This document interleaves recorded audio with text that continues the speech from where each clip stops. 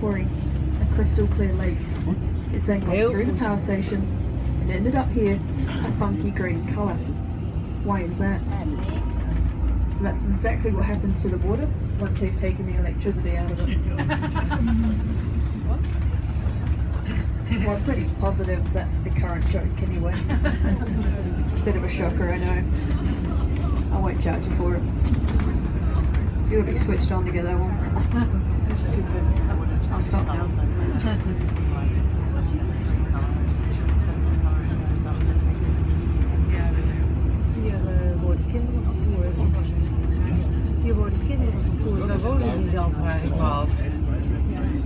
So welcome to Deep Cove.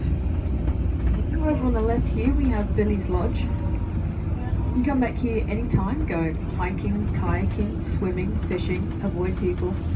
Something for everyone. Over on the right hand side, sometimes I have the absolute joy of bringing in a busload of school kids and leaving them here. And for the kids, obviously it's all about learning.